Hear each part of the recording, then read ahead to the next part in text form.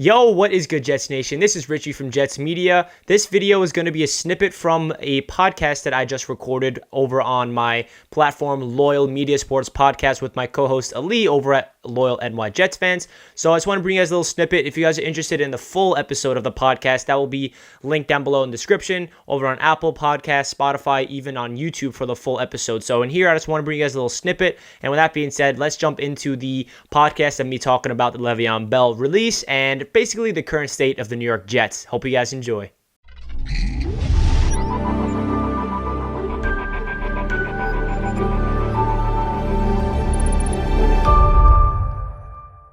Yo, yo, yo. Welcome into Loyal Media Sports Podcast. I am joined by my co-host Ali, and we will be talking about the breaking news that the New York Jets have released Le'Veon Bell.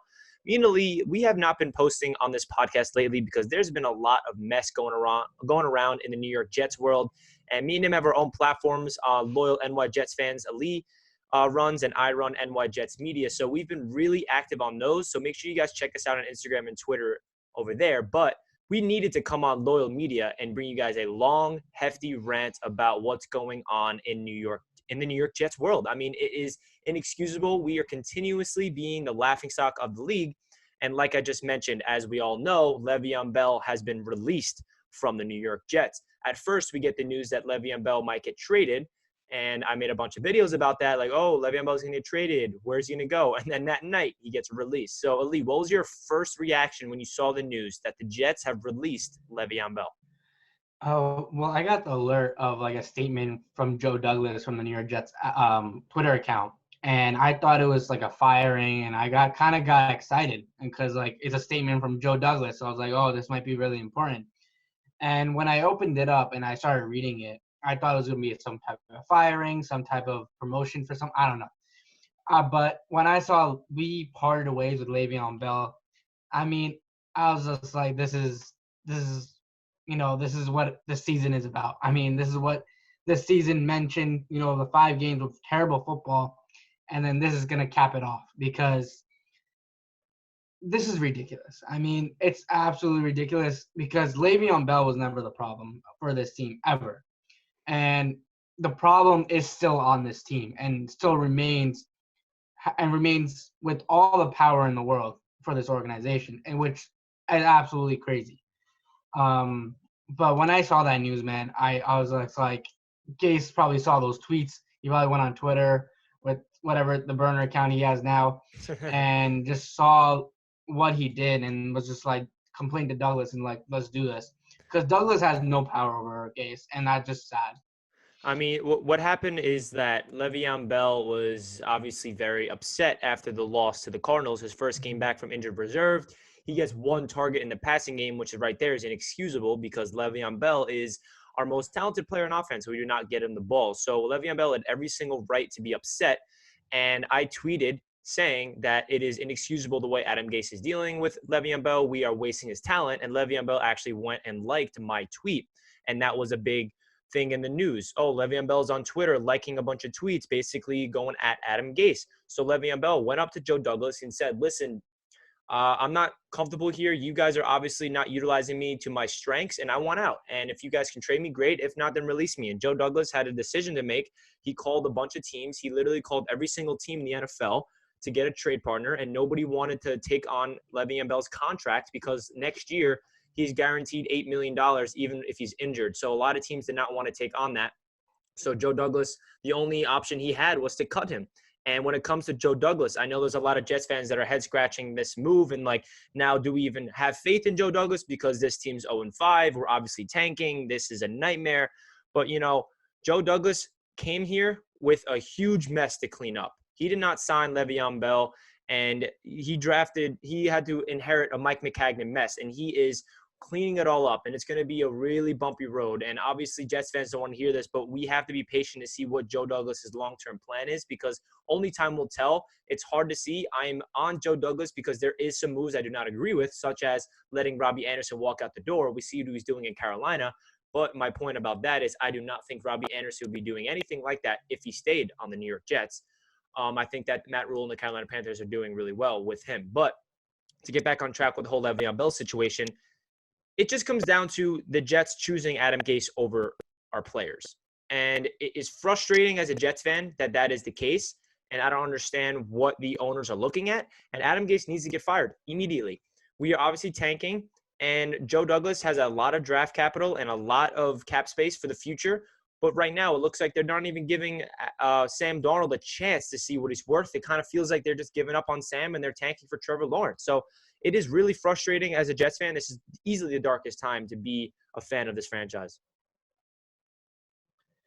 Yeah, I mean, people who are giving up on Joe Douglas, man, I that's the one guy I still trust on in this entire organization right now, because what he's planning is Le'Veon Bell was never part after 2020. He was not going to come to the Jets. We all knew that because of the contract, the way he played 2 years. It's not his fault. It's obviously not his fault, but he was not in the future plans. Douglas is slowly just trying to see what he can do to be ready after Gase. After Gase is done, I mean, the first round pick, you know, in the 2 first round picks, hopefully the first overall pick that we can get.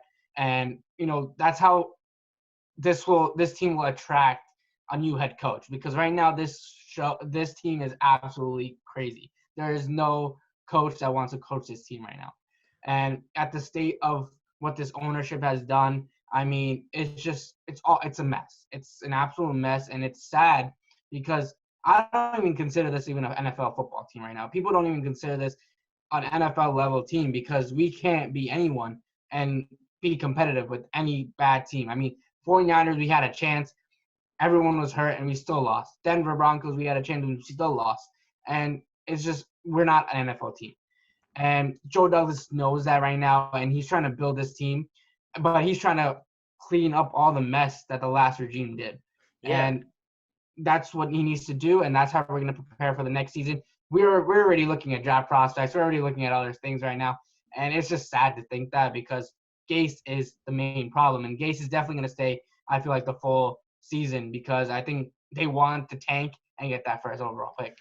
Yeah, I mean, we better get the first overall pick if this is the way this team looks. You know, knowing the New York Jets' luck, somehow they're going to come away with 2 wins and not get the first pick. But we need to get that first pick because that is going to be huge for this franchise moving forward.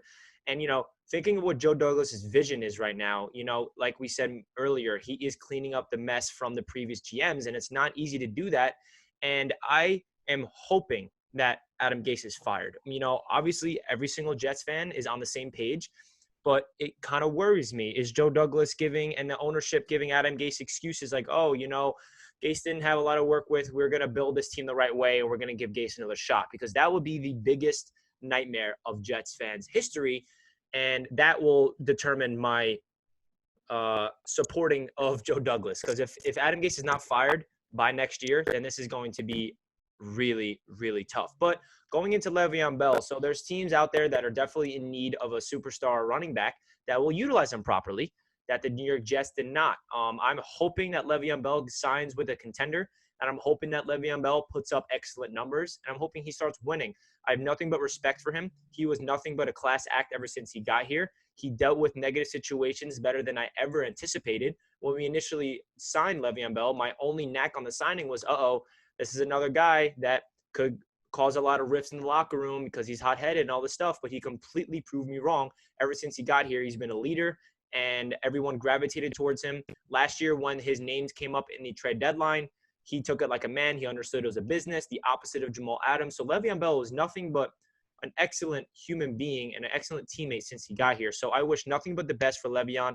I feel like he had every right to go up to Joe Douglas and say, listen, do you mind cutting me or trading me, because I don't want to be here. You guys are not utilizing me properly.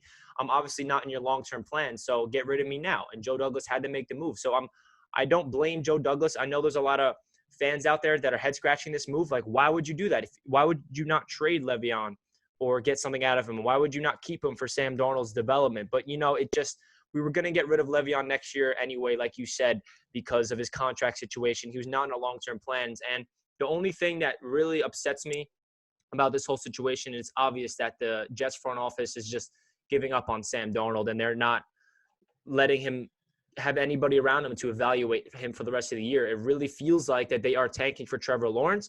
And yes, that might be the proper move because the Jets did fail Sam Darnold, in my opinion. It's going to be really hard to revive his career here on the New York Jets because, with Adam Gase and all these people around him, no weapons, all this stuff that we've been mentioning for weeks and weeks, it's going to be hard to revive Sam Darnold's career. I think that he is a talented young quarterback that will thrive in a system that is not on the New York Jets.